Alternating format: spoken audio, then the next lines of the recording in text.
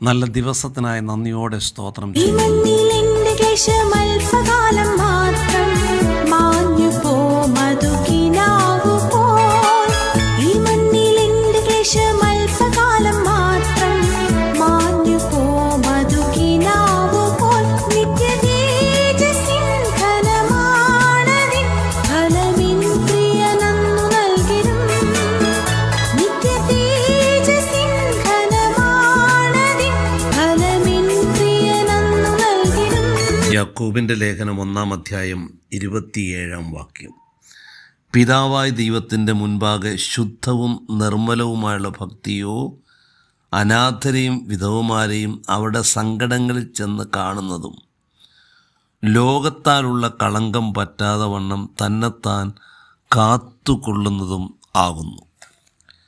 ഭക്തന്മാർ നിരവധി ആൾക്കാരുണ്ട്. ധാരാളം ഭക്തന്മാരെ നാം കാണുന്നു, നമ്മുടെ ചുറ്റുപാടിൽ നാം കാണുന്നുണ്ട്. എന്നാൽ യഥാർത്ഥ ഒരു ദൈവപൈതൻ്റെ ഭക്തിയോടെ ഉള്ള ജീവിതം അവന് വേണ്ടി മാത്രമുള്ള ജീവിതമല്ല. ഭക്തിയുടെ വേഷം ധരിച്ചുകൊണ്ട് ഭക്തരായി ജീവിക്കുന്ന ധാരാളം ആൾക്കാരുണ്ട്. സമൂഹത്തിന് പ്രയോജനമില്ല, കുടുംബത്തിന് പ്രയോജനമില്ലാതെയുള്ള നിലവാരത്തിൽ നിലകൊള്ളുന്നവരുണ്ട്.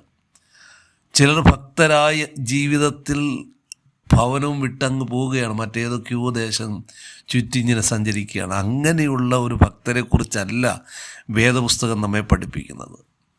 ദൈവവചനം നമ്മളെ പഠിപ്പിക്കുന്നത് ഈ ലോകത്തിൽ ഭക്തിയോടെ ജീവിക്കുക. എന്താണ് ക്രിസ്തീയ ജീവിതത്തിൻ്റെ മഹത്വവും മാഹാത്മ്യവും എന്നുള്ളത് അനുഭവിക്കുന്നവർ മറ്റുള്ളവരുമായി പങ്കുവയ്ക്കേണ്ടതായിട്ടുണ്ട്. ഒരു പങ്കുവയ്ക്കലിൻ്റെ ജീവിതമാണ് ദൈവം നമുക്ക് തന്നിട്ടുള്ളത്. അതിൻ്റെ മറ്റൊരു ഭാഗമാണ് നാം മറ്റുള്ളവരുടെ മുമ്പാകെ കർത്താവിൻ്റെ സാക്ഷിയായി ജീവിക്കുക എന്ന് പറയുന്നത്.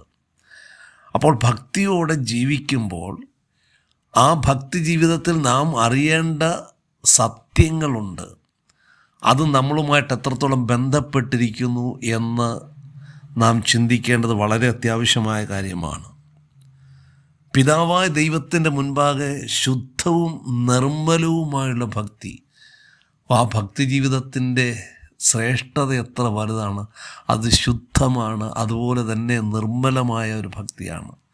അനാഥരെയും വിധവമാരെയും അവരുടെ സങ്കടങ്ങളിൽ പോയി ഒന്ന് കാണുവാൻ, അവരെ ഒന്ന് സന്ദർശിക്കുവാൻ, പ്രിയരെ നമ്മുടെ വാക്കുകൾ കൊണ്ട് അവർക്കൊരു ആശ്വാസമാകുവാൻ, നാം അവർക്കൊരു ബലമായി മാറുവാൻ ആരുമില്ല എന്ന ചിന്തയിൽ ജീവിക്കുന്നവർക്ക് സർവശക്തനായ ഒരു ദൈവം ഉണ്ട് എന്ന് നമ്മളിലൂടെ ഒന്ന് തെളിയിക്കേണ്ടതിന് വേണ്ടി അവരെ ധൈര്യപ്പെടുത്തുവാൻ, അവരെ ഈ സമൂഹത്തിൻ്റെ ഭാഗമാണ് എന്ന ബോധ്യത്തിൽ നിലകൊള്ളുവാൻ, എൻ്റെ ജനനം പാഴായിപ്പോയല്ലോ എന്ന് ചിന്തിക്കുന്ന ധാരാളം ആൾക്കാർ, ഇങ്ങനൊരു ജീവിതം എന്തുകൊണ്ട് കർത്താവ് എനിക്ക് തന്നു എന്ന് ചിന്തിക്കുന്നവർ, എല്ലാ നിലകളിലും ക്ഷീണിതരായി തങ്ങളുടെ വേദനകൾ പങ്കുവയ്ക്കുവാൻ ആരുമില്ലാതെ ഇവിടെ ജീവിക്കുന്നവർക്ക് നമ്മുടെ ജീവിതം ഒരു ആശ്വാസവും ധൈര്യവുമായി മാറുവാൻ നാം ദൈവകരങ്ങളിൽ സമർപ്പിക്കുകയും നമ്മുടെ ജീവിതത്തെ ആ നിലയിലേക്ക്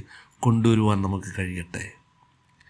പ്രിയ പിതാവേ, നല്ല ദിവസത്തിനായി ഞങ്ങൾ അങ്ങയ്ക്ക് സ്തോത്രം ചെയ്യുന്നു. അനാഥരെയും വിധവമാരെയും അവരുടെ സങ്കടങ്ങളിൽ ഒന്ന് സന്ദർശിക്കുവാൻ തക്കവണ്ണമുള്ള ദൈവകൃപയോടെ ജീവിപ്പാനും ലോകത്തുള്ള കളങ്കം പറ്റാതെ വണ്ണം ഞങ്ങളെ കാക്കുവാൻ കൃപ തരണം. യേശുവിൻ നാമത്തിൽ തന്നെ. ആമേൻ അനാമേൻ.